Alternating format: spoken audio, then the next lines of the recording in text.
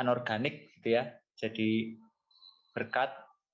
Lalu yang berikutnya adalah mengenal PSF, lalu gerakan ekologi di sekolah. Kemarin kita belajar mengenai ekoenzim. Lalu hari ini kita akan belajar mengenai budidaya tanaman buah dalam pot sebagai solusi urban farming gitu. Karena ya ini mungkin sudah ada kesadaran baru ya, tetapi saya masih sering mendengar ketika ada orang-orang yang enggan untuk menanam tanaman di sekitar rumahnya karena merasa tidak punya lahan begitu. Tetapi sebenarnya kalau tahu caranya, kita bisa memanfaatkan lahan seadanya ya.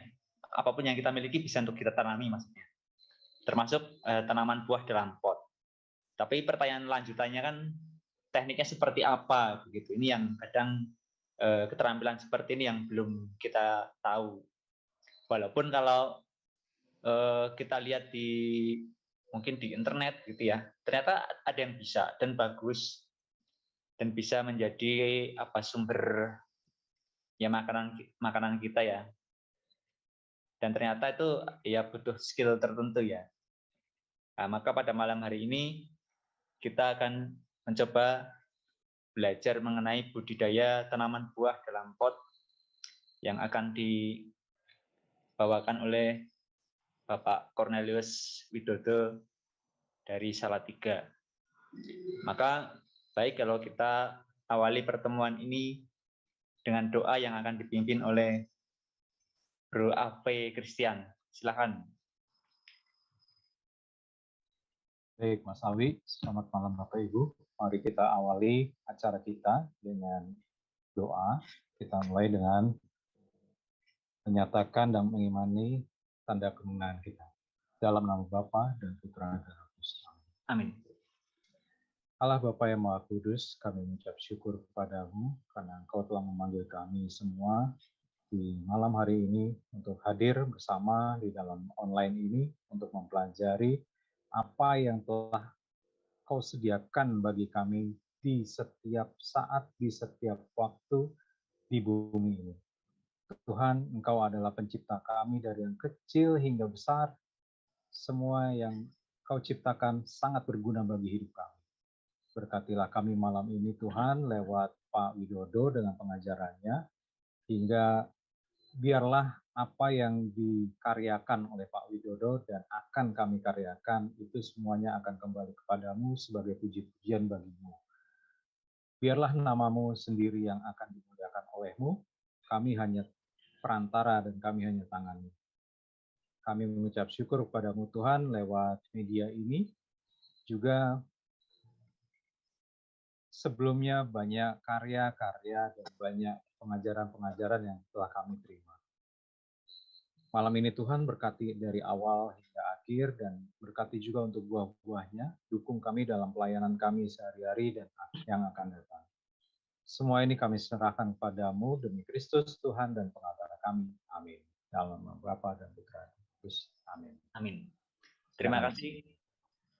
Terima kasih Bro Afi yang sudah memimpin doa pada acara malam hari ini. Baik, selanjutnya kita memasuki sesi edukasi sebagai rangkaian dari agenda kita merayakan Pekan Laudato Si. Ya, ini kita tiap hari sudah belajar aneka macam hal terkait dengan merawat bumi gitu, mulai dari ya kita mungkin tidak serta-merta tahu begitu ya. Tetapi kalau kita sungguh-sungguh mau membuka diri, membuka hati, pasti kita akan bisa. Dan Bapak Ibu, saudara-saudara mungkin yang baru bergabung juga bisa menyimak proses pembelajaran ini melalui channel YouTube Komsos Kevikepan Semarang. Jadi nanti bagi teman-teman yang tertinggal untuk mengikuti momen Pekan Laudato Si ini bisa memutar di channel YouTube tersebut. Itu sudah bisa kita buka setiap waktu, sehingga ini harapannya mungkin semakin banyak orang ikut belajar, lalu tergerak untuk merawat bumi mulai dari yang sederhana, seperti yang disampaikan oleh Jessica kemarin. Kita mulai dari yang ada dan kita bisa, seperti yang disampaikan oleh Mbak Irina Frida pada awal pertemuan pekan lalu ya. Oke, baik, kita akan berkenalan dengan narasumber kita pada malam hari ini. Beliau adalah Bapak Cornelius Widodo Utomo dari Paroki Santo Paulus Miki, Salatiga. Beliau berprofesi sebagai petani atau pekebun begitu. Nanti detailnya mungkin beliau akan menjelaskan gitu, bertani apa, lalu berkebun apa saja. Lalu beliau juga punya akun Instagram yaitu Widodo Farm. Silakan mungkin Bapak Ibu yang ingin melihat lebih jauh bisa melihat di akun Instagramnya. Kemudian misi Laudato Si beliau adalah mempelajari dan mengaplikasikan permakultur. Nah, nanti mungkin bisa disinggung Pak Widodo tentang permakultur itu seperti apa begitu. Apa ini barang baru atau apa begitu, mungkin baru ada yang mendengar. Mungkin bisa disenggol sedikit Pak Wid. Baik, kepada Pak Widodo kami persilahkan untuk mengantar kita pada pembelajaran malam hari ini sampai pukul 20. Lalu setelah itu kita lanjutkan dengan pendalaman dan tanya jawab. Pada Pak Widodo dipersilahkan.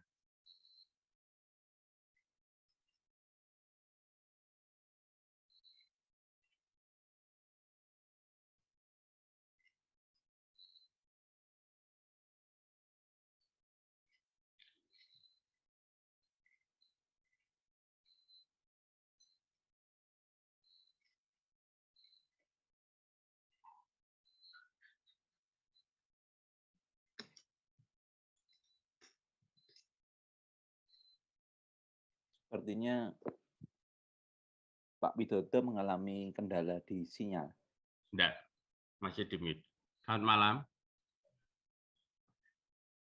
Bisa didengar suara saya? Aman Pak, bagus. Aman.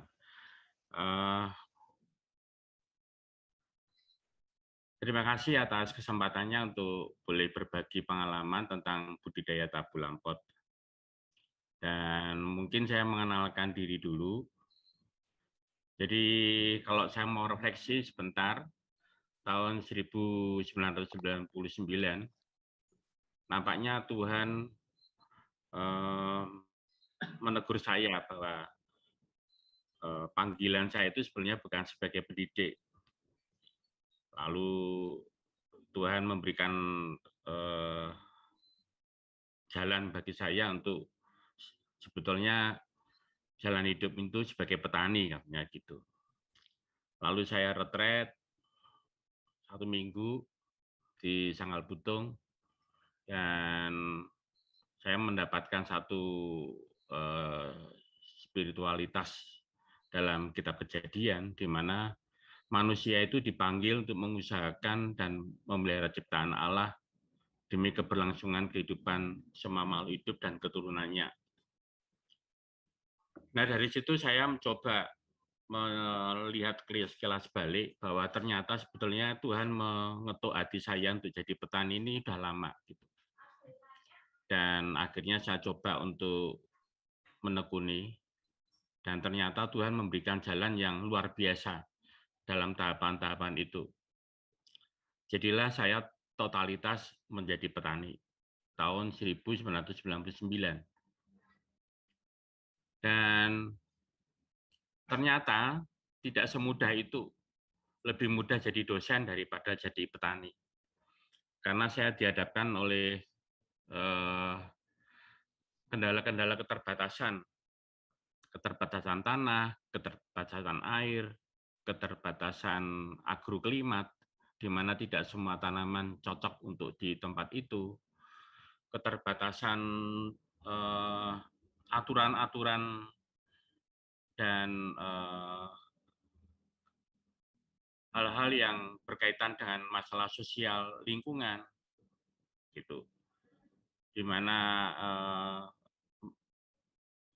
petani-petani bersebelahan itu mempunyai visi yang berbeda dengan kami. Lalu ada banyak hal tujuan yang mesti dicapai, ada banyak skala prioritasnya, skala keutamaannya, gitu. Dan kadang-kadang kepentingan-kepentingan atau tujuan-tujuan itu konflik, bisa saling bertentangan. Misalkan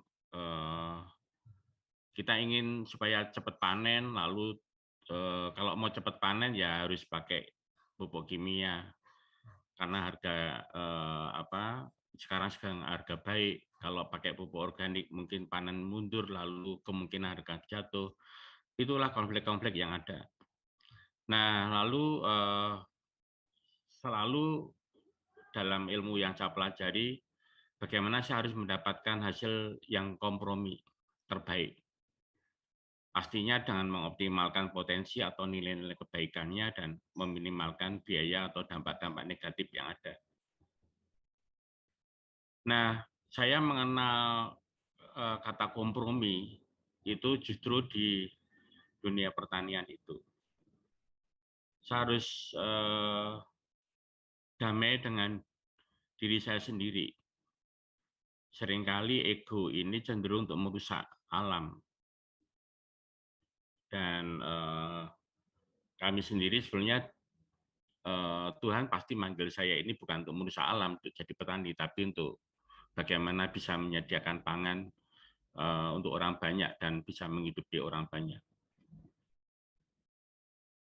Nah, juga bagaimana saya bisa berdamai dengan saudara-saudara saya, tanaman-tanaman yang lain, yang tidak kami kehendaki, tapi dia hadir seperti gulma, atau hewan-hewan yang lain dalam bentuk hama, jamur, penyakit, gitu. Lalu dalam bentuk alam, di mana iklim yang seringkali tidak bersahabat dengan petani.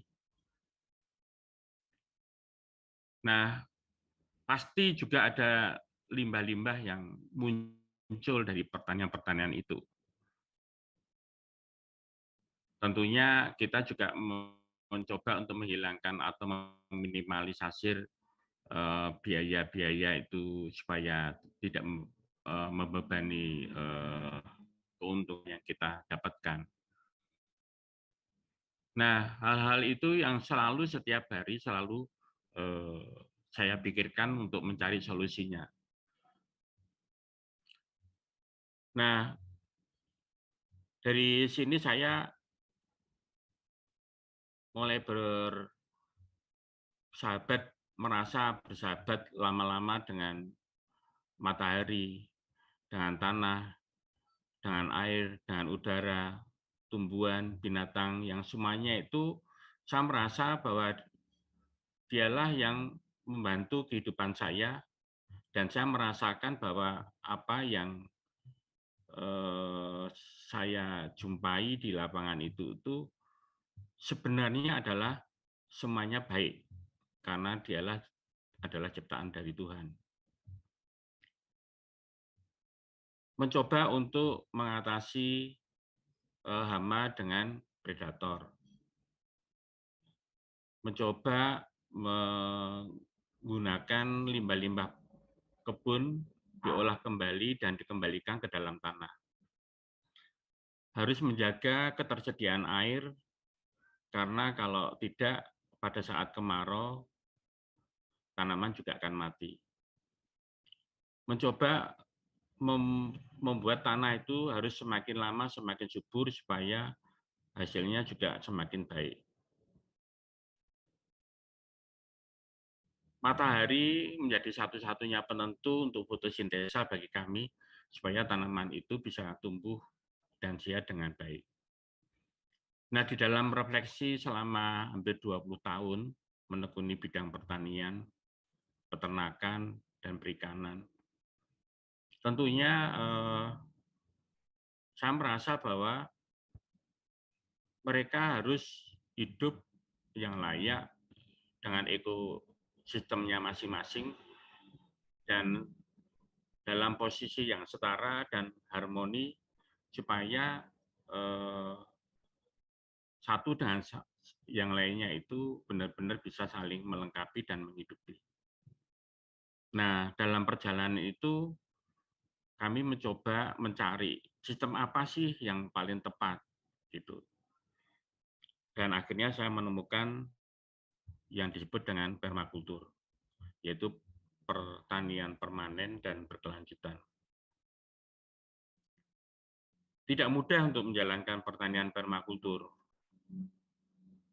Makanya dalam visi misi kami di Laudato Si adalah belajar dan belajar.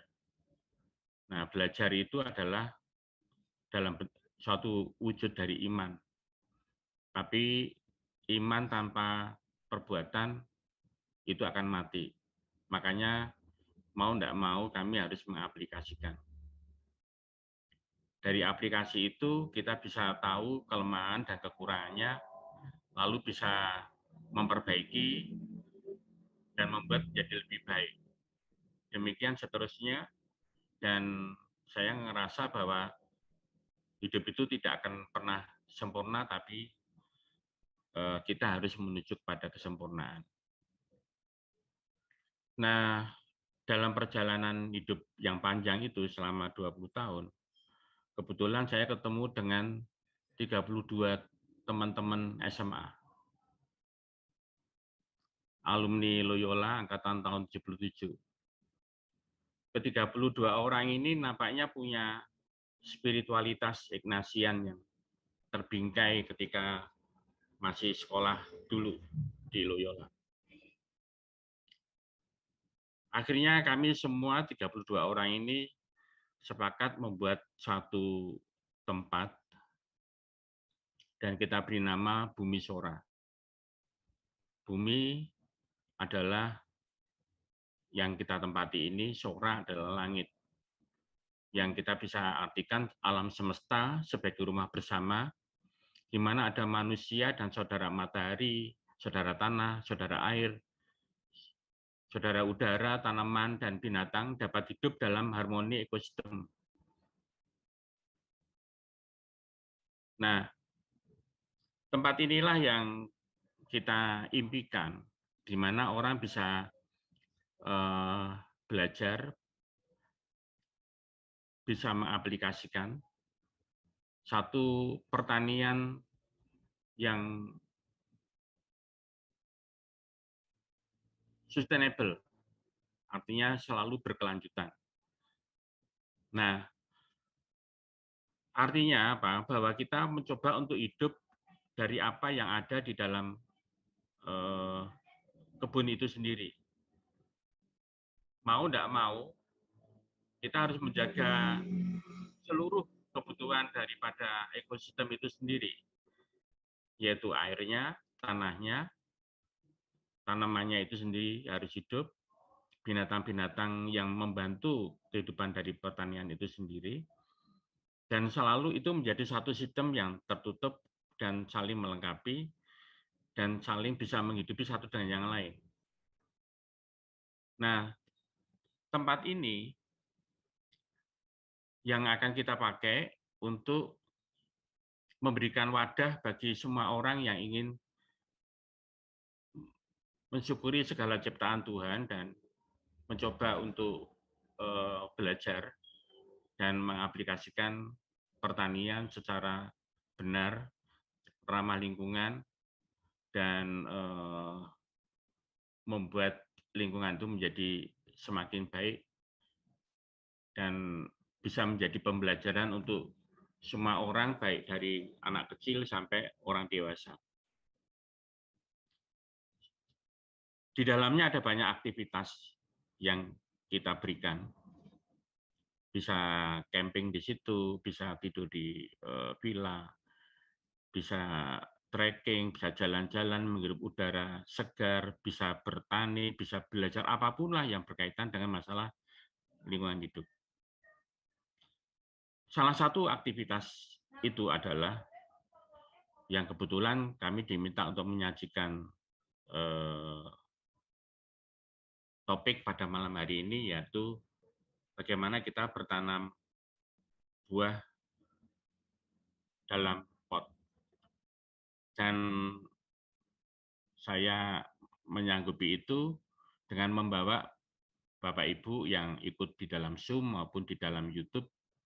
Mari kita sama-sama belajar di Bumi Sora.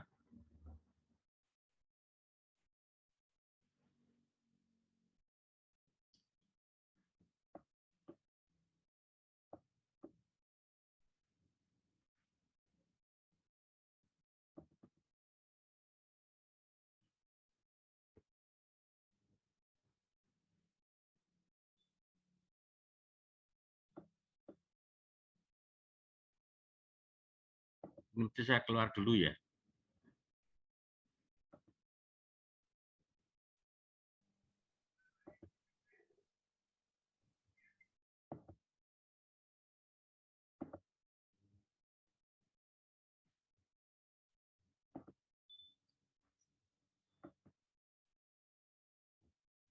Masuk enggak, Mas ya?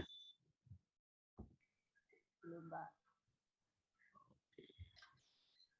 Belum muncul, Pak, YouTube-nya. Belum muncul. Caranya gimana ya? Atau saya yang share screen aja? Ya, oke, tolong di-share-kan.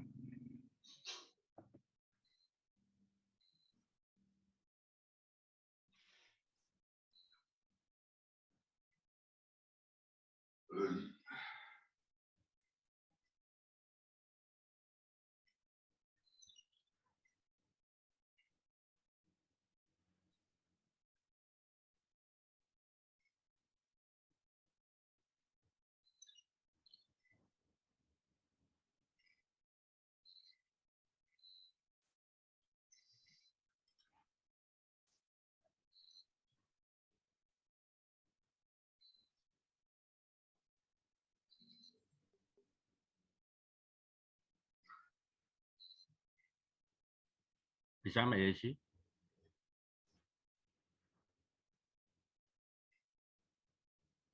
Sudah, Pak.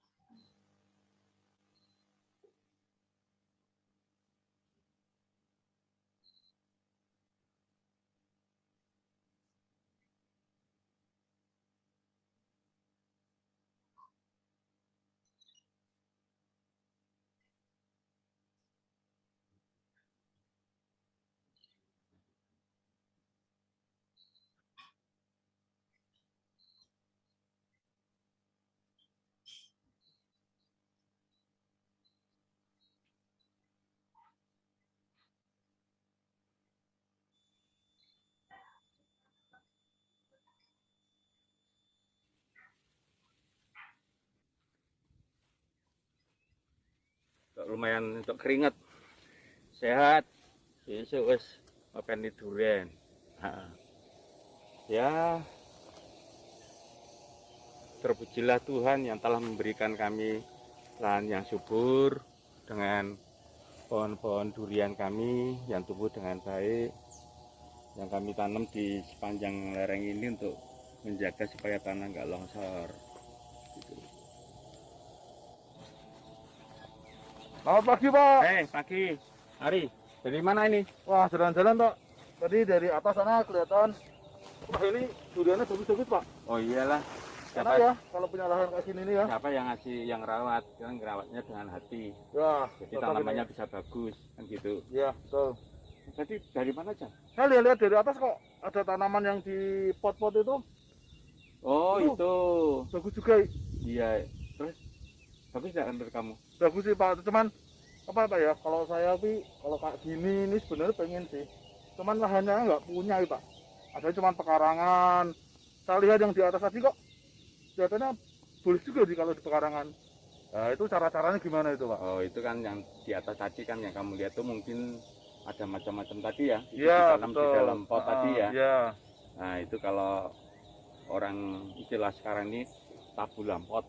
Oh. Tanaman buah ditanam di dalam pot Oh, gitu. gitu. Ya, kalau kamu tinggal di kota, tidak ada halaman, ya solusi paling baik itu mengatasi dengan tanaman buah di dalam pot. Kalau pekarangannya luas seperti ini, ya kita bisa tanam di tanah. Gitu. Susah nggak Pak itu kayak gitu tuh Pak? Gampang lah. Itu mau tertarik untuk belajar enggak? Pasti itu Pak, Oke karena ya lah. nggak punya lahan sih Pak, terus terang aja. Oke, nanti kita ke sana ya. Oke, siap, Yuk. siap. Nah. Ya. Yuk. Di, kita banyak tanaman buah dalam pot ini. Ah, apakah semuanya bisa dipot Pak, tanaman-tanaman buah itu? Oh ya enggak. Ada beberapa kriteria lah yang untuk kita perhatikan. Gitu. Yang pertama, misalkan kita ada tanaman yang cepat berbuah. Gitu. Itu contohnya misalkan jeruk, belimbing, jambu-jambuan, itu bisa cepat berbuah. Tapi ada tanaman yang cukup sulit untuk berbuah. Itu umurnya mungkin 1 sampai 2 tahun lah. Gitu. Kalau yang cepat berbuah itu sebelum sampai 1 tahun dia sudah bisa berbuah. Tapi kalau yang cukup sulit berbuah itu dia antara 1,5 sampai 3 tahun baru berbuah. Nah itu contohnya saja seperti mangga, Gitu ya. kemudian apa nangka, gitu. Kemudian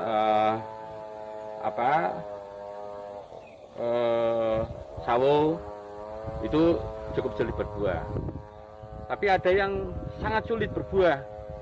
Contohnya itu kalau dia sudah 3 atau 4 tahun lebih baru bisa berbuah. Itu durian, duku, manggis, gitu. Gitu. Nah, ini malah ini sudah 10 tahun baru dia berbuah. Ini tanaman apa Pak? Ini buahnya kayak gini Pak? Ya, jabuticaba ini buahnya ada di sini. Di batang-batang ini. Nah, ini sedang berbuah nih. Itu. Wah, bagus ya. Ini umurnya sudah lebih dari 10 tahun. Nah, ini bedanya gini. Ada tanaman yang asalnya dari biji yang biasa disebut sebagai fase generatif. Itu contohnya ini tanaman dari biji. Tidak bisa dicangkok, tidak bisa diokulasi. Ini dari biji, ya toh? Tapi ada tanaman yang vegetatif. Dengan cara vegetatif yaitu disetek, dicangkok, diokulasi, grafting, sambung, ya toh? Nah, itu lebih cepat berbuah. Contohnya misalkan ini jeruk ini dia diokulasi sehingga dia lebih cepat berbuah. Tuh, udah berbuah. Ini padahal umurnya baru ya 2 tahun lah gitu. Gini nih. Ya, 2 Wah. tahun. Enak ya. Ya, kelapa ini dari biji kan. Ini kelapa pandan wangi. Gitu. Ini agak lama, nanti sekitar 2,5 sampai 3 tahun baru dia berbuah. Gitu. Bisa juga untuk itu. Nah, apokat itu juga termasuk generatif karena kita bisa dengan cara grafting. Begitu. Ya. Kemudian selain itu kita bisa cari tanaman yang kalau tabula pot itu dari bawah ini udah mulai bercabang nih. Ya. Karena yang kita lihat itu estetikanya nih, dari bawah udah cabang. Begitu. Kalau mau ditanam di tanah biasanya naik dulu dia baru bercabang. Jadi kita memang mulai mencabangkan tuh dari bawah gitu. Nanti bisa dilihat yang ditanam di kebun-kebun itu biasanya tinggi dulu baru Bisa dia berbuah, bercabang. Nah, gitu. Kita jelaskan tentang masalah 3 kategori. Ya, betul ya. Mudah berbuah, kemudian sedang ada tingkat kesulitan sedang untuk berbuah, lalu ada yang sangat sulit berbuah, kan gitu. Ya. Dan juga asal bibit perbanyakannya, ada yang generatif dan vegetatif. Ya. Masih ada lagi yang perlu diperhatikan yaitu agroklimat, harus ada kesesuaian.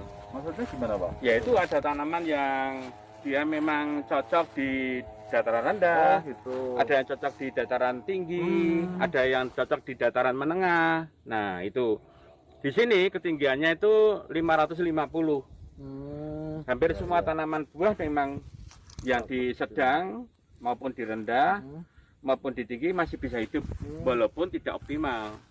Belimbing ini sebenarnya paling baik di dataran rendah. Tapi kita mau coba ini kan tidak terlalu bagus tapi masih bisa berbuah. Gitu. Nah, itu sebabnya jambu ini juga bisa ketinggian antara 0 sampai 1.500 gitu. Tapi idealnya sebetulnya ini di tempat-tempat yang lebih rendah lebih bagus. Nah, di sini lumayan lah masih bisa berbuah tapi memang tidak optimal. Dia bisa hidup tapi mungkin tidak optimal. Begitu. Jadi agroklimat itu menentukan tentang buah ini cocok atau tidak cocok gitu.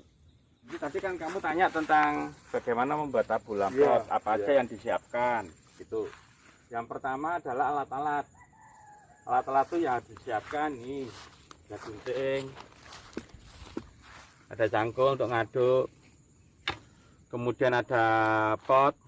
Kita bisa pakai kain terpal, bisa pakai polybag pabrikan, atau kalau kita mau pakai limbah dari plastik bekas ini, gitu.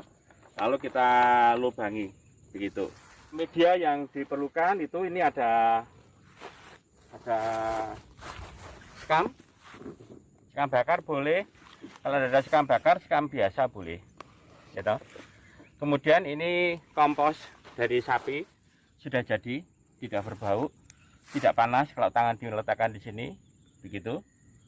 Kita bisa juga ini dari pupuk yang langsung, pupuk intel kambing yang sudah kita fermentasi, itu tidak panas, terasa kalau tangan kita diletakkan sini dingin berarti dia sudah jadi. Kemudian kita menggunakan tanah yang bagus, tanah merah. Begitu, dia gembur sekali. Ini sebagai media. Nah, tanah pupuk kambing atau kita bisa pakai pupuk sapi dan sekam ini perbandingannya 1 dibanding 1 dibanding 1. Begitu. Nanti kalau kita aduk, kita jadiin satu, jadinya seperti ini. Nah, ini sudah mempur gitu. Nah, cirinya tanah yang kita pakai untuk pot atau tanaman buah dalam pot, dia harus tahan untuk tidak memadat dalam jangka waktu yang lama. Lalu nanti pupuk-pupuk yang kita pakai yang harian atau mingguan itu kita pakai ada urin kelinci. Kita punya EM7, ini mikrobakteri yang kita buat sendiri. Kemudian ada ekoenzim, bisa dipakai juga. Ini sisa dari sisa sayuran dan buah-buahan yang kita fermentasi. Lalu ada lindi, ini hasil dari tong komposter. Yang padat kita bisa pakai untuk pupuk padat, yang cair kita pakai untuk pupuk cair, POC. Nah, ini ada pH meter. Selalu kalau kita mau aplikasi, kita ukur pH-nya berapa, antara 6 sampai 7. Lalu selalu kita pakai TDS, diukur tergantung dari fasenya. Apakah dia fase vegetatif atau dia masuk ke fase generatif, itu pH TDS-nya kandungannya harus dibedain gitu. Nah, lalu kita pakai gembor untuk mencampur atau untuk menyiram. Sedangkan sprayer kita pakai untuk pengendalian hama dan penyakit. Bagaimana teknik memasukkan bibit ke dalam polybag, gitu ya. Siap. Nah, mudahnya begini, saya kebetulan punya apokat ini. Awalnya bentuknya seperti ini. Ini grafting ya. Ini grafting, gitu. Ini sambungannya ada di sini. Bentuk awalnya seperti ini, gitu. Nah, kita akan masukkan dulu. Ini kalau langsung ke planter bag ukuran 60 kelamaan. Biasanya kita pakai yang kecil dulu, agak besar dulu, nanti pertumbuhannya bagus, ya toh? Ya. Baru nanti setelah gede lagi kita ganti polybag yang lebih gede lagi. Oh, gitu. Kalau sudah mau berbuah, kita kasihkan di planter bag 50 atau 60 begitu. Sepertiga dulu ya, tekan dulu, kurang lebih sepertiga. Nah, setelah di sepertiga, lalu ini dimasukkan ke dalam. Jangan sampai pecah itu bola tanahnya. Kalau pecah nanti akan stres. Dilepas plastiknya, polybagnya dulu. Begitu, bola tanahnya masih utuh. Nah, kemudian dimasukkan ke dalam. Nah, kemudian tanah yang baru dimasukkan lagi, tanah yang sudah dicampur tadi, bagiannya masukkan lagi sampai penuh ya, tidak terlalu penuh benar karena nanti dalam masa pertumbuhan kita bisa ngasih tambahan pupuk kambing atau kompos di atasnya. Ya, karena tanah ini nanti akan menempatkan dengan posisi yang benar, memadatkan diri begitu. Setelah itu kita siram. Tolong diambilkan air Mbak Miati.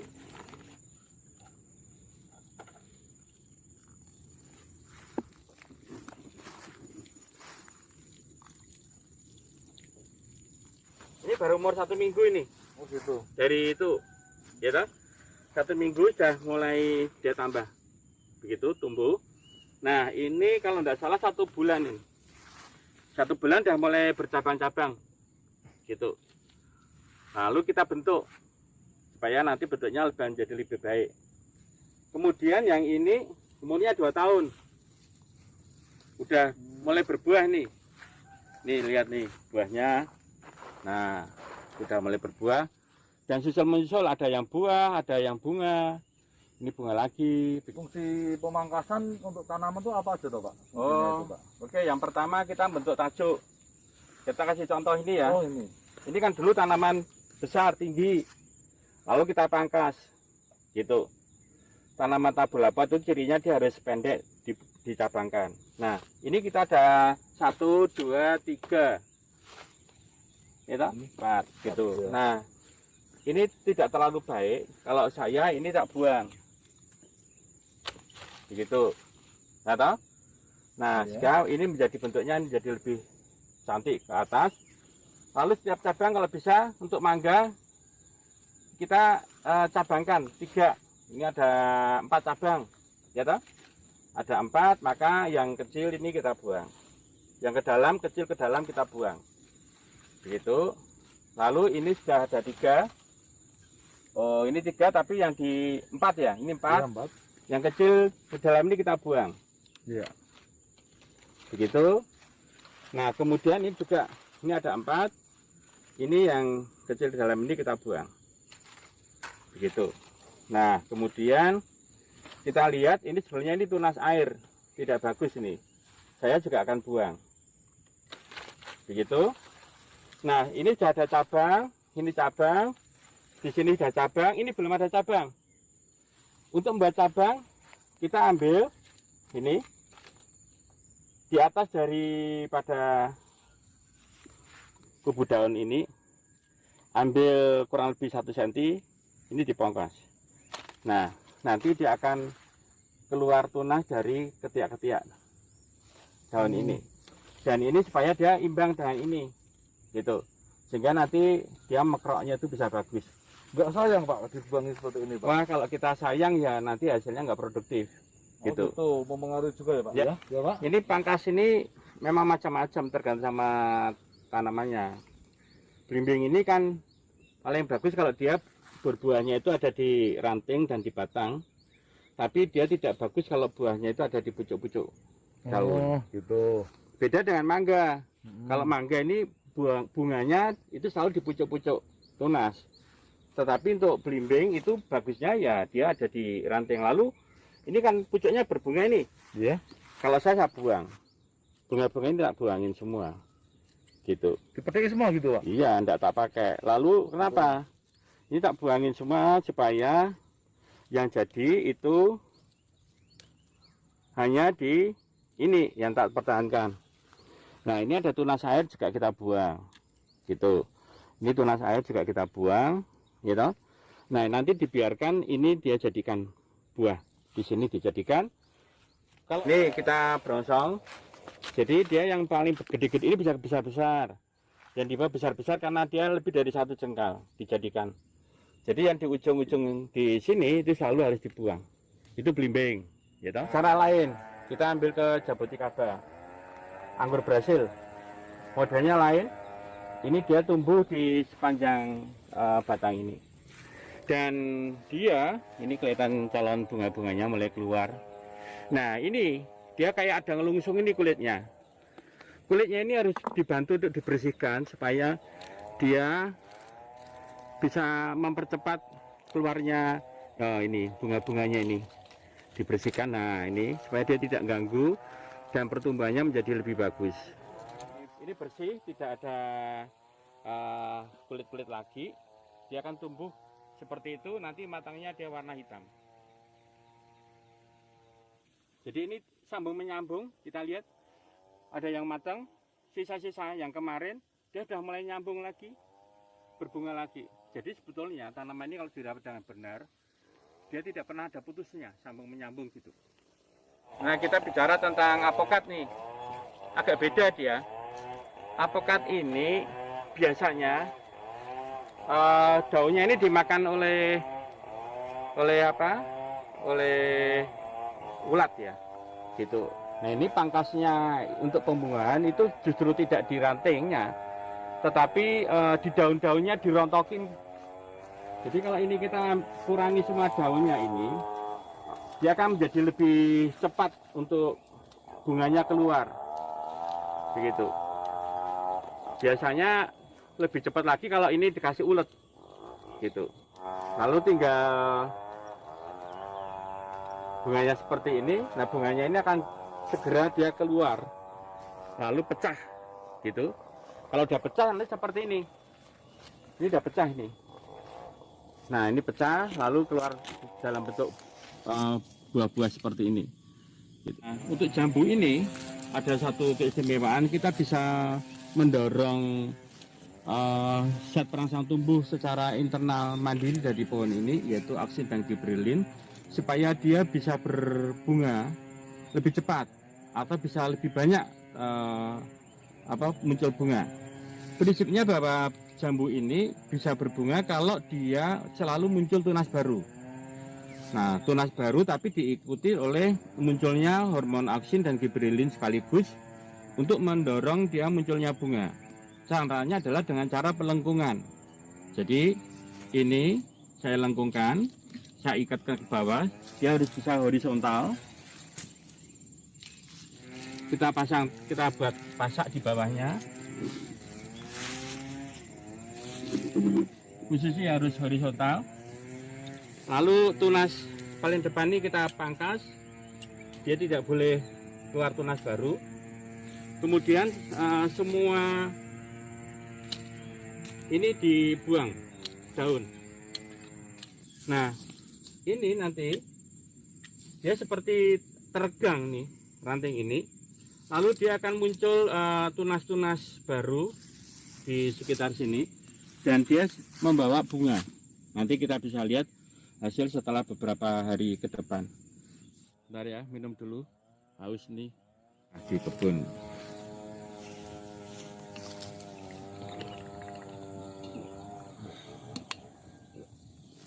Kumis ora.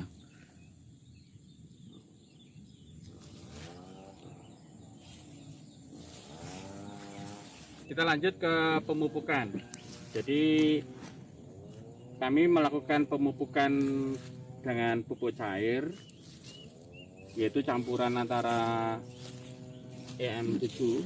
Kita kasih sedikit saja. Dan selalu kita ukur dulu ada TDS-nya dan pH-nya, gitu. Kemudian kita ada ekoenzim juga, ada TDS-nya dan ada pH-nya. Kemudian kita ada urin kelinci, ini TDS-nya, ini pH-nya.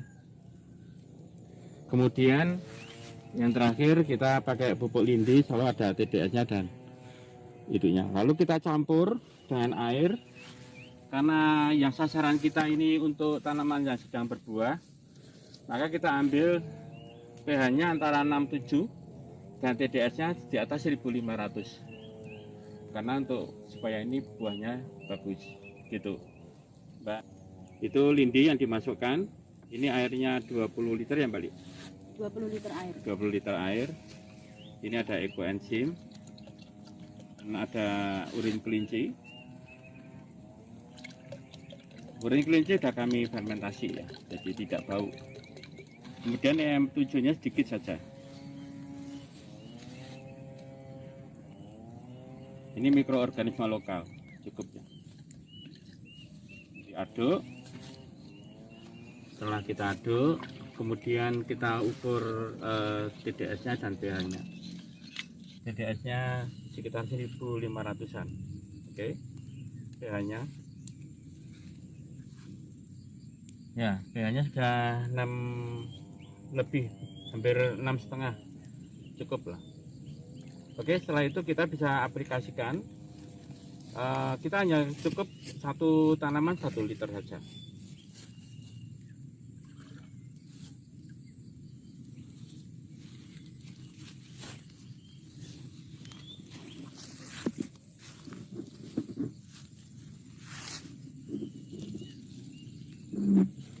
Nah, itu pemberian pupuk cair, tapi untuk pemberian pupuk padat bisa dilakukan juga di tanah yang sudah ini. Pertama gulma kita ambil dulu. Gulmanya kita ambil, lalu kita gembur-gemburkan tanahnya. Nah, setelah tanah digemburkan, lalu pupuk kandang dimasukkan, dibagi merata sekelilingnya. Diletakkan di atas saja.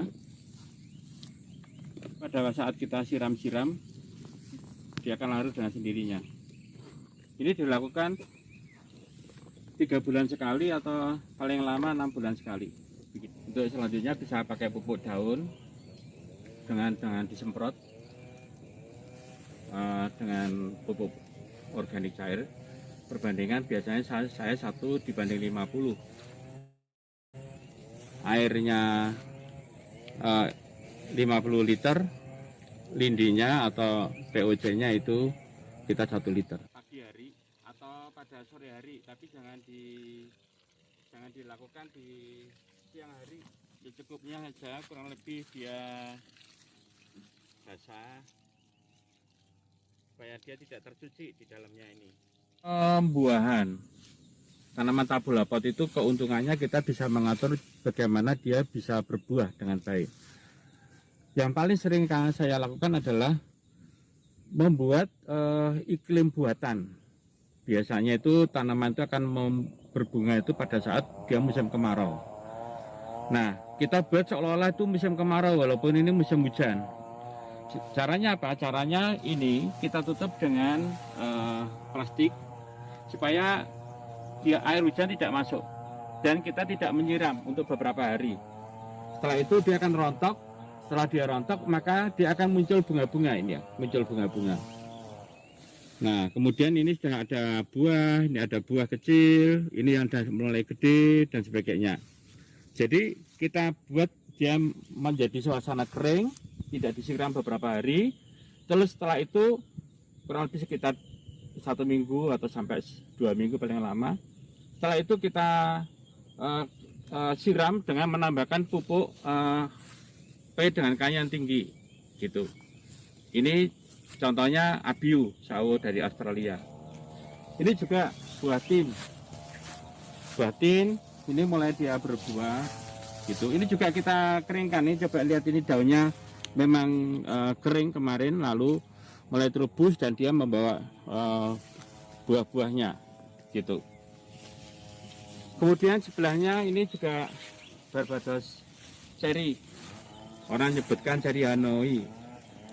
Beberapa minggu yang lalu kita streskan, lalu sekarang dia mulai berbunga.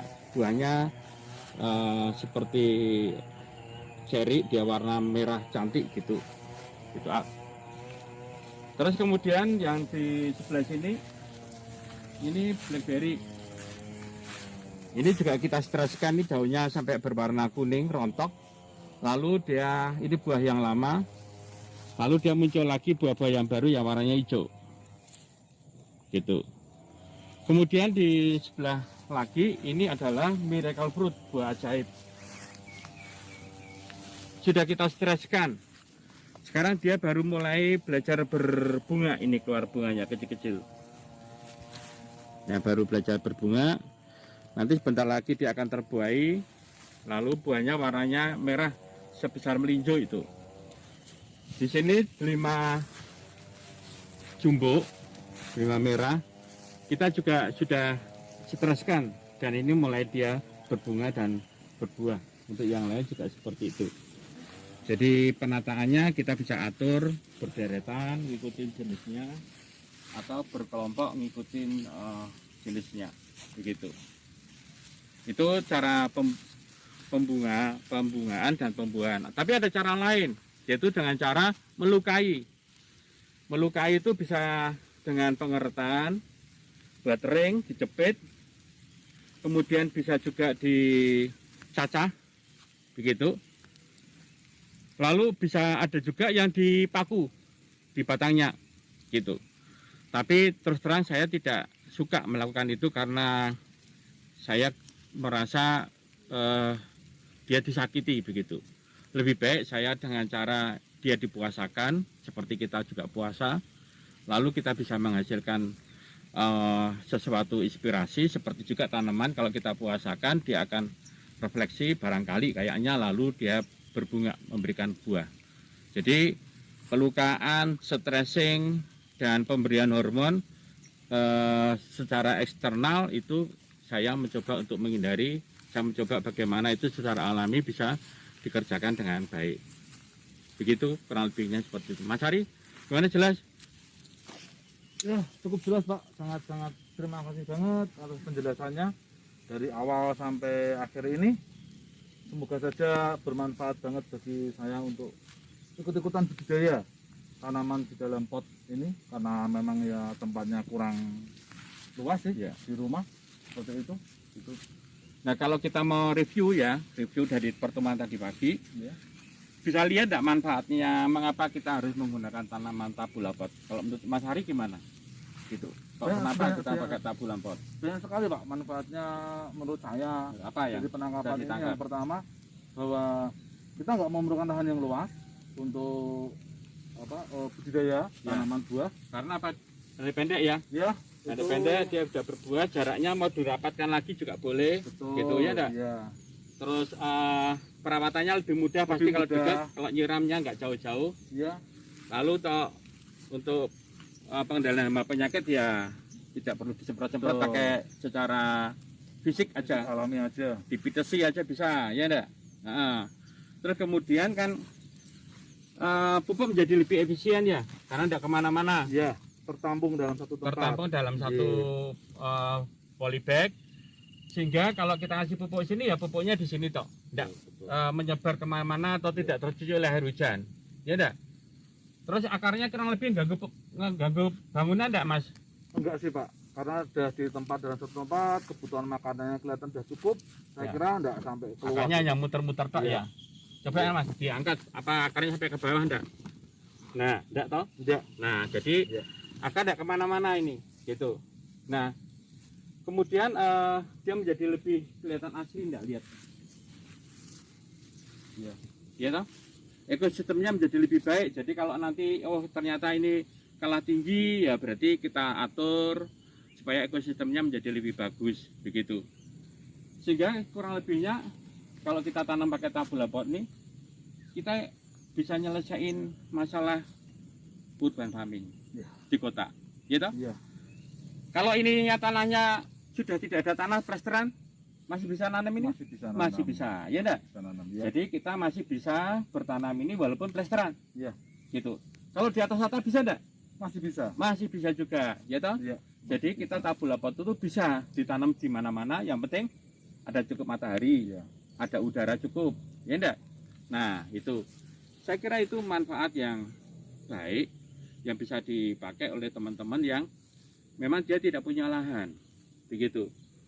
tanamlah tabula pot, kita bisa memenuhi kebutuhan buah di dalam pekarangan, di lahan yang apa adanya yang kita punya.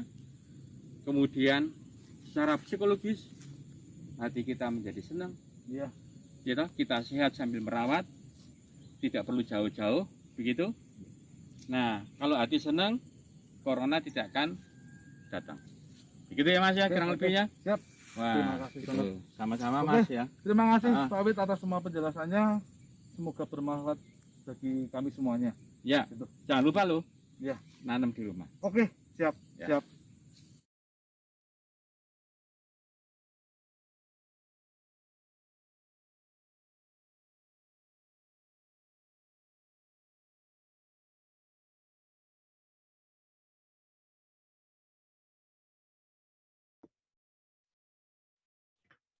Terima kasih Mbak Yesi yang sudah bantu. Saya kembalikan kepada Mas Abi sebagai moderator. Baik, terima kasih Pak Wid sudah mengantar kita pada pembelajaran mengenai tanaman buah dalam pot. Jadi kalau tadi kita simak mungkin satu hal yang cukup penting ya yang bisa ditangkap adalah lahan sempit pun kita masih bisa bercocok tanam begitu ya. Bercocok tanam. Betul. Baik Pak Widodo dan Bapak Ibu, saudara-saudara yang terkasih, Berkebun. kita masuk ke sesi pendalaman. Di kolom chat itu sudah ada beberapa pertanyaan yang menarik ini Pak Wid. Jadi ini bikin kita penasaran rupanya. Baik, ini ada pertanyaan dari Pak Dominikus Cipto ya. Pertanyaan adalah jarak tanam berapa atau dasar misal yang penting daun atau tidak bersentuhan begitu. Terus umurnya tuh bisa sampai berapa tahun Pak Wid? Untuk tanaman buahnya itu kalau ditanam dalam pot. Oke, jarak tanam itu relatif tergantung sama besarnya tajuk ya. Jadi kalau tajuknya itu sempit, dia cenderung mengerucut ke atas, berarti kita bisa lebih rapat. Yang penting tuh tabula pot itu dia daunnya tidak bersentuhan, satu. Kemudian dia bisa mendapatkan sinar matahari secara merata. Jadi tinggi rendahnya disesuaikan dengan arah matahari, gitu. Jadi kalau dari timur ke barat berarti yang rendah itu timurnya, ya lebih naik lagi sampai ke arah barat tuh yang paling tinggi, gitu. Karena yang paling penting sebetulnya matahari, sinar matahari pagi itu jauh lebih penting daripada sinar matahari setelah jam 12. Begitu saya kira tanggapan saya. Iya. Lalu umurnya berapa tahun, Pak? Untuk satu tanaman. Kalau tabula pot itu tadi yang saya contohkan tadi, karena videonya mungkin tersendat-sendat tadi, nanti bisa diputar lagi di YouTube-nya, yang sudah di-share link-nya.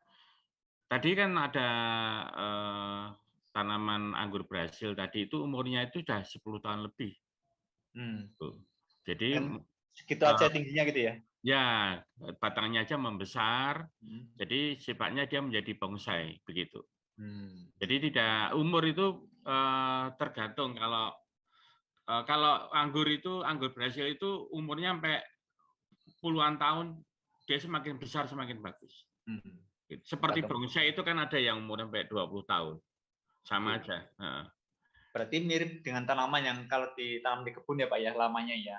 Awetnya begitu. Betul. Baik Pak Wid, ini tentang jenis tanaman Pak Wid. Apakah pohon kelengkeng juga bisa ditanam di pot? Ada tadi mungkin tidak ke shoot ya. Sebenarnya kami punya banyak pohon kelengkeng juga di dalam pot dan sedang berbunga juga begitu. Jadi yang paling tadi kan saya jelaskan yang paling sulit itu sebenarnya kan kayak durian, kemudian duku gitu.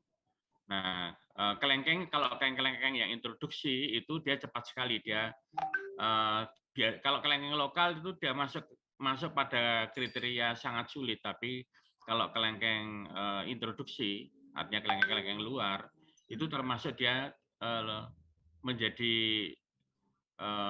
sedang, tingkat kesulitannya sedang. Gitu. Jadi dia 2 tahun, 1,5 sampai 2 tahun dia bisa mulai berbuah. Oke. Cepat juga ya Pak ya kalau hanya 2 tahun atau 3 tahun ya. Ya.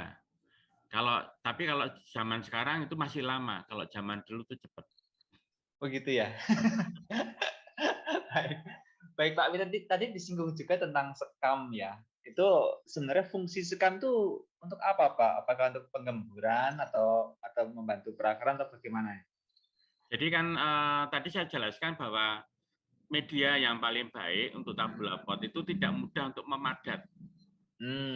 Kalau dia memadat, dia membatu, maka pertumbuhan akarnya itu jelek. Lalu resapan-resapan nutrisinya juga tidak baik. Lalu respirasi atau pernapasan akarnya juga terganggu.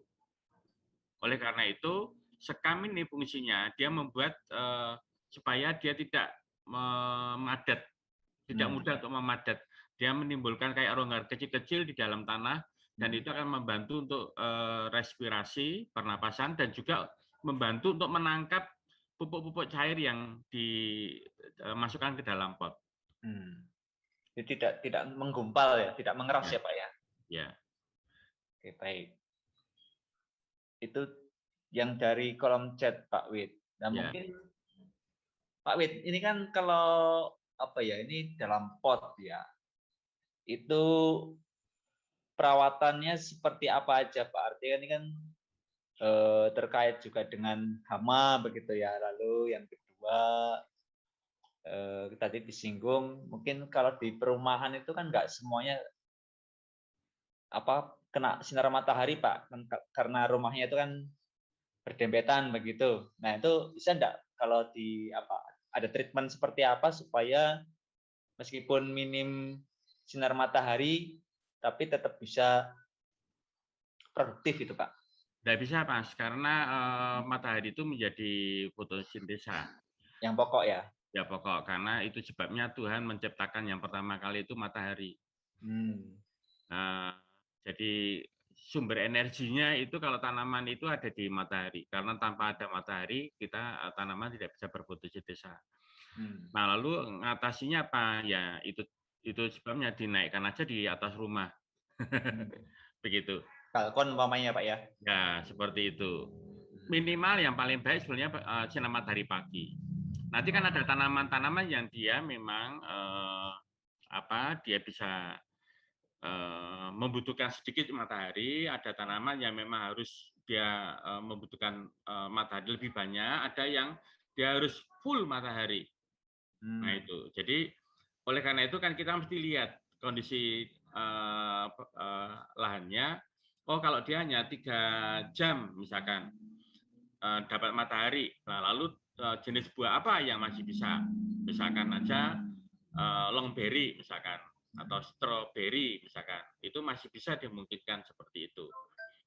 Oleh karena itu tadi yang katakan keterbatasan itu yang membuat kita bisa menentukan tanaman yang paling pas di tempatnya masing-masing begitu.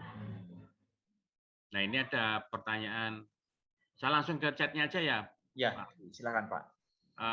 Ada berapa lama frekuensi pemupukan? Kalau pemupukan cair, sebenarnya prinsipnya gini, kenapa hidroponik itu pertumbuhannya menjadi sangat cepat? Karena dia diberi nutrisi 24 jam non-stop. Gitu. Nah, kalau kita bisa memberikan nutrisi non-stop 24 jam, gitu, maka pertumbuhan tanaman itu juga sangat luar biasa. Tadi saya ada tamu juga, saya tunjukkan ke kebun. Ini yang kami kasih pupuk cair setiap 1 minggu sekali, dengan yang 1 bulan sekali, kelihatan sekali perbedaannya. Apalagi kalau kita bisa setiap hari, lalu dikasih nutrisi seperti hidroponik. Misalkan dengan irigasi wick atau sumbu, mereka bisa setiap hari bisa ambil nutrisi dengan caranya dia sendiri secara kapilaritas. Itu pertumbuhannya menjadi sangat baik. Apakah semua pohon jumlah dan jenis pupuknya sama? Tidak. Tergantung dari ukuran batangnya, tergantung dari besarnya kecilnya tajuk, gitu. Jadi kita ngikuti lingkaran batang itu umurnya dan juga besarnya tajuk. Itu bisa menentukan kebutuhan pupuknya.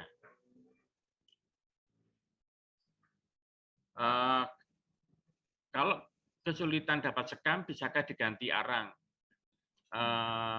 Sebetulnya sekam ini kecil-kecil ya. Kalau arang dia gede-gede gitu. Dan boleh-boleh saja, tetapi lebih optimal dan lebih murah di sekam. Sekam tidak harus sekam bakar, sekam biasa diambil atau beli di tempat penggilingan padi itu lebih bagus daripada arang, gitu. Apa benar buah anggur akan rusak bila kena air hujan? Sebetulnya bukan karena air hujannya, gitu. Tapi anggur itu paling resistan terhadap jamur. Dan jamur yang paling berbahaya itu adalah jamur karena embun pagi. Begitu. Nah, lalu kondisinya dia kena dan tidaknya itu adalah kelihatan dari warna daunnya itu coklat-coklatan lalu dia mengering. Begitu. Maka biasanya orang nanam anggur. Makanya seringkali orang nanam anggur itu lalu ditutup plastik UV di atasnya, gitu. Terus saya punya alpukat ditanam di tanah sudah umur 4 tahun lebih ke 5 tahun, tapi belum pernah berbunga dan berbuah. Belum pernah juga dimakan ulat. Apakah harus dirontokkan secara sengaja biar berbuah? Saya memang treatment saya kalau alpukat itu paling mudah berbuah kalau daunnya dirontokkan. Kalau alpukatnya terlalu tinggi, paling mudah ambil ulat yang ada di alpukat lain, lalu tempelkan aja di situ beranak pinak, supaya kita tidak perlu repot-repot. Nah, nanti daunnya akan habis dimakan ulat dan dia terangsang untuk berbuah. Itu kalau menurut saya seperti itu, pengalaman saya begitu. Pohon lengkeng saya daunnya rontok tetapi tidak berbunga. Apa masalahnya? Kerontokannya mesti dilihat, apakah kerontokannya karena kebanyakan pupuk, itu, atau kerontokannya karena ada gangguan di akar. Itu mesti kita lihat bentuk jenis kerontokannya. Kalau bisa difoto, dikirim ke WA, itu kami bisa memberikan advice yang lebih pas. Dan saya juga punya bibit pohon alpukat yang ditanam di polybag dan belum dipindah ke wadah yang lebih besar. Idealnya jika dipindah ke pot atau polybag ukuran lebih besar, idealnya ukuran berapa?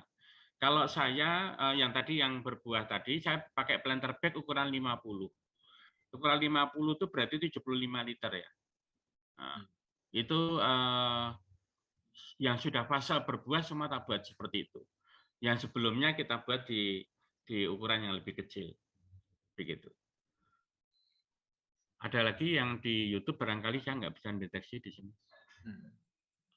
Pak Wid, berarti tadi kalau ulat di pohon alpukat itu justru berjasa ya Pak Wid ya?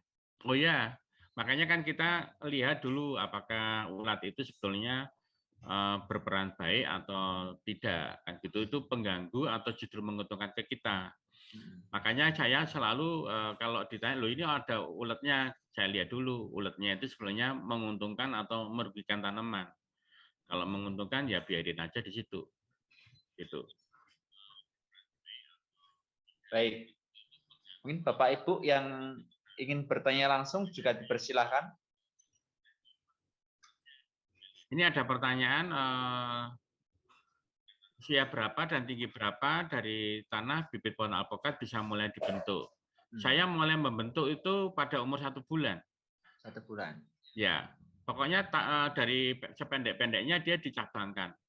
Karena kan sekarang ini kan berbuah itu harus dalam posisi jangan berkebun itu sekarang tidak dengan tanaman yang tinggi-tinggi ya.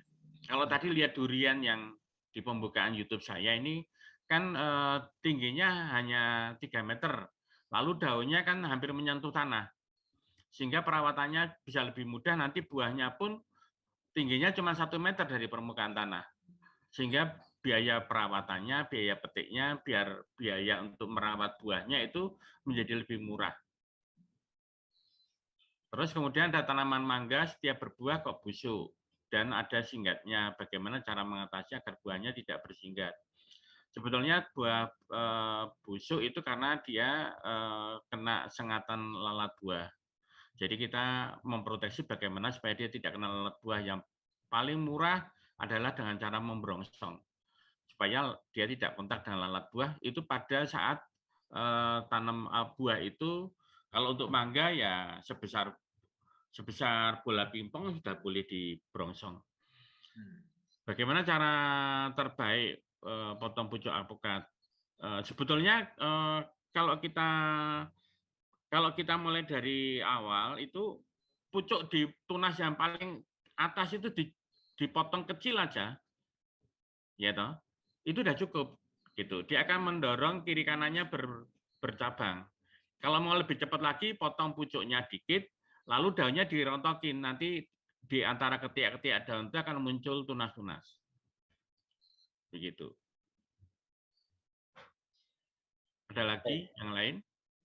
Ya, menarik juga ya Pak ya. Tadi kalau tabulampot itu memang memudahkan dalam panen ya Pak ya. Karena saya pernah punya kasus nanam pohon jambu tingginya sampai 5 meter, malah panennya bingung Pak caranya. Karena saya nggak bisa manjat pohon dengan.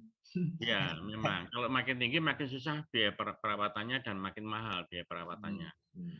Gitu. Dan uniknya itu kalau tanaman pada dalam pot itu sebenarnya kan yang mau kita panen bukan buahnya, tetapi yang mau kita panen adalah kegembiraan yang kita dapatkan dengan melihat tanaman.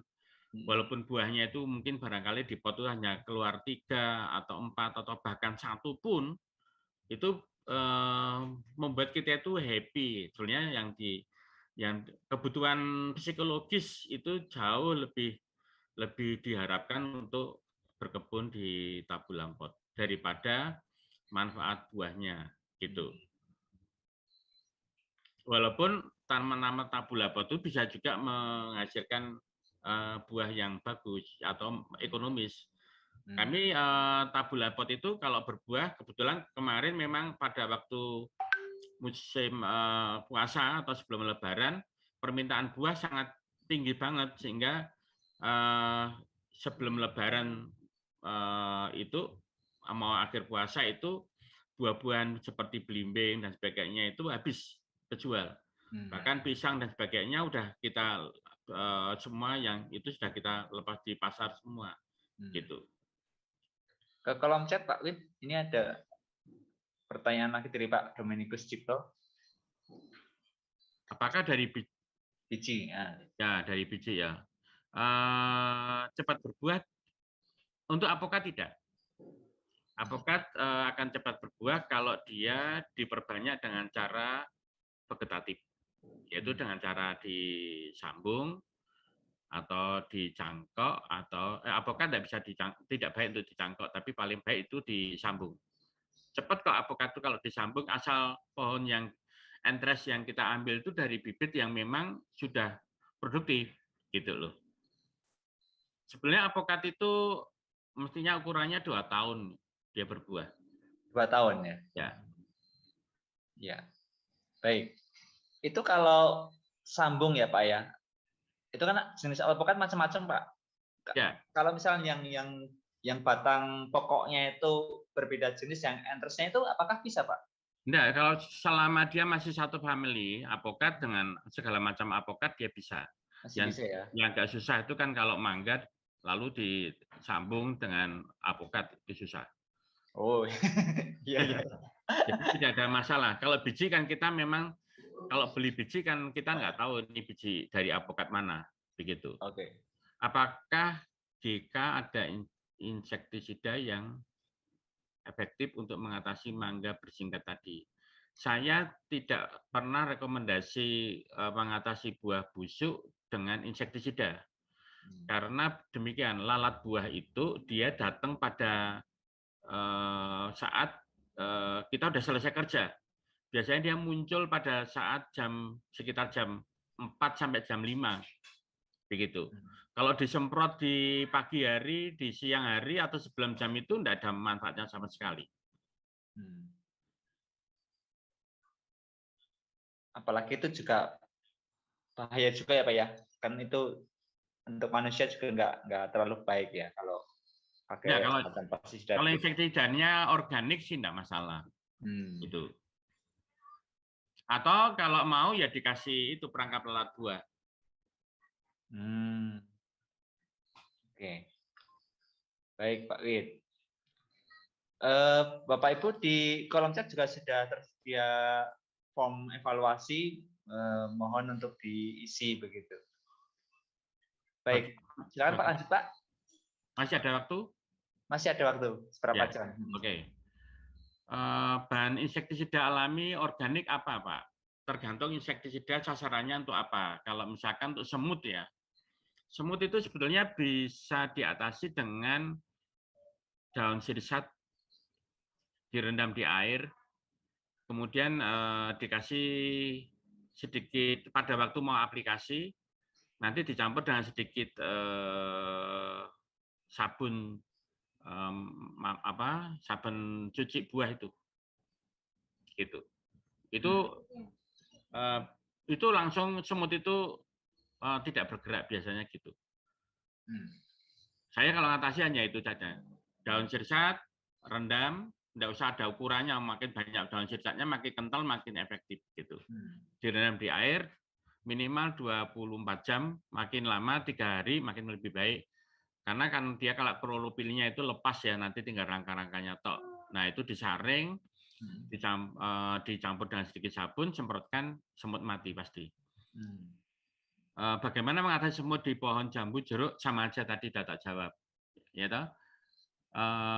Kemudian kalau pohon alpukat dari biji tanpa cara sambung, berdasarkan pengalaman Bapak berapa tahun baru bisa berbuah. Kalau di kebun-kebun yang dari tanah yang kami beli, yang biasanya itu tumbuh secara alami, sudah tinggi 4-5 meter baru dia berbuah.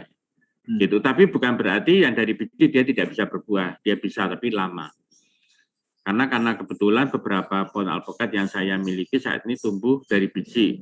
Oh begini Pak, kalau punya pohon alpukat yang dari biji, ditebang saja 1 meter dari tanah.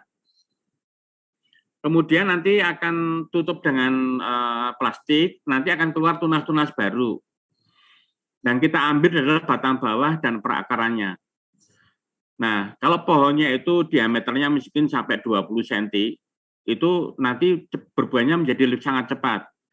Pangkas, tutup pakai plastik, nanti akan keluar tunas-tunas baru, ambil 4 yang berpasangan, saling berhadapan, lainnya dibuang, lalu ambil entres alpukat yang sudah pernah berbuah. Begitu. Sambungkan aja di situ. Nanti dia tidak akan lama, lebih cepat daripada nunggu dari biji. Paling dia 2 tahun, bahkan kurang dari 2 tahun dia bisa berbuah. Gitu. Oke. Kalau tidak punya entres, datang tempat saya tak kasih. Iya. Baik Pak Wid, ini karena waktunya sudah mulai mepet ya Pak ya. Ya. Mungkin Pak Wid, semacam closing statement Pak Wid. Mungkin sekaligus juga mungkin kalau teman-teman yang pengen belajar langsung ke Pak Wid itu menghubungi kemana begitu? Atau datang kemana? Bisa ke WA, bisa datang ke Bumi Sora, itu di Polobugo tadi, Polobugo, Desa Polobugo, Kecamatan Getasan, Kabupaten Semarang. Kita welcome sekali untuk itu. Kami mendampingi banyak kelompok tani di Keuskupan Agung Semarang. Di setiap KVKPAN kami mendampingi mereka. Dan semua pertanyaan biasanya kami akan respon, tidak terlalu lama lah. Sejauh saya masih ada waktu, 1 hari itu juga pasti saya jawab begitu. Dan menurut saya terima kasih atas perhatian dari Bapak Ibu semua yang telah ikut dalam acara hari ini. Janganlah berhenti untuk menanam, ya selagi kita masih hidup, Karena dengan menanam kita akan mendapatkan buah yang berlimpah, dan dengan menanam yang saya alami ada banyak hal yang bisa membantu kita untuk mengubah kepribadian kita, habitus-habitus kita yang menjadi lebih bisa sabar, lebih bisa berkompromi dengan alam, lebih bisa menghargai karya ciptaan Allah, dan kita menjadi lebih bersyukur atas segala karya-karya Allah, dan kita akan menjadi merasa makin dekat dengan yang menciptakan. Gitu. Terima kasih Pak Awi. Baik, Pak Widodo yang sudah mengantar kita pada pembelajaran mengenai cara bertanam buah dalam pot.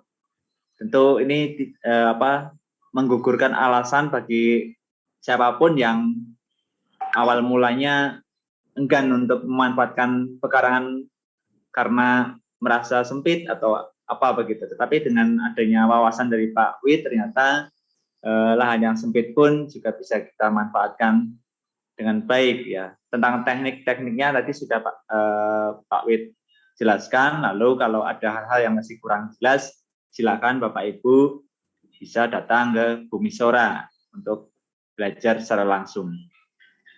Baik, di kolom chat juga sudah disampaikan tentang materi, lalu link YouTube yang tadi disampaikan Pak Wid mungkin bisa diputar ulang juga kalau ada ringkasannya juga di PowerPoint ya kalau nggak salah. Ya. Nah. Baik, terima kasih Pak Wid sudah mengajak kita untuk tetap bersemangat dengan memanfaatkan apa yang ada di sekitar kita.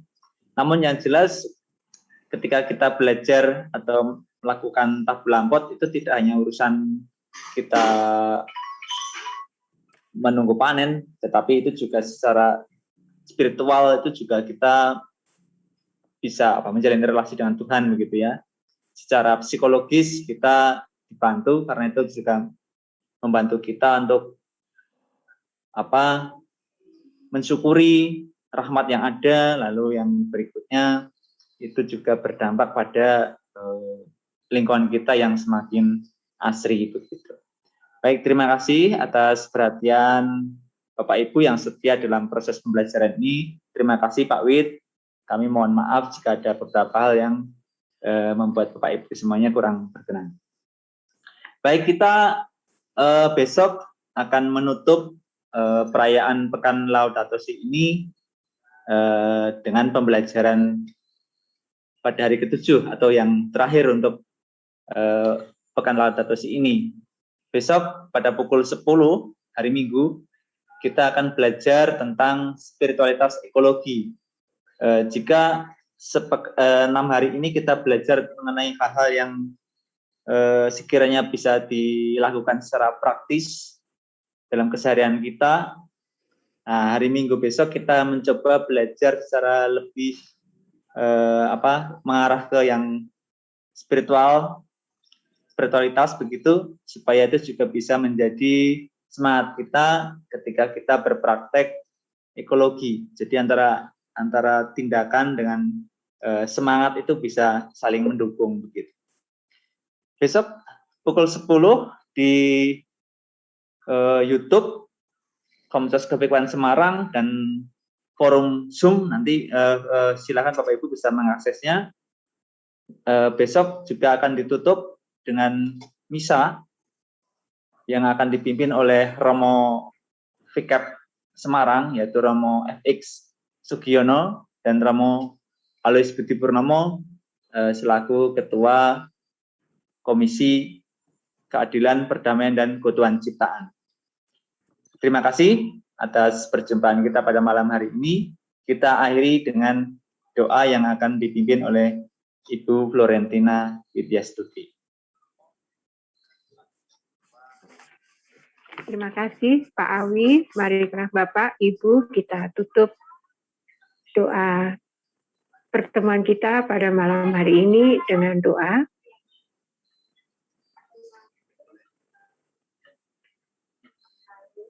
Dalam nama Bapa dan Putra dan Roh Kudus. Amin. Bapa yang penuh kasih, pencipta langit dan bumi, serta segala isinya. Engkau menciptakan kami secitra denganmu.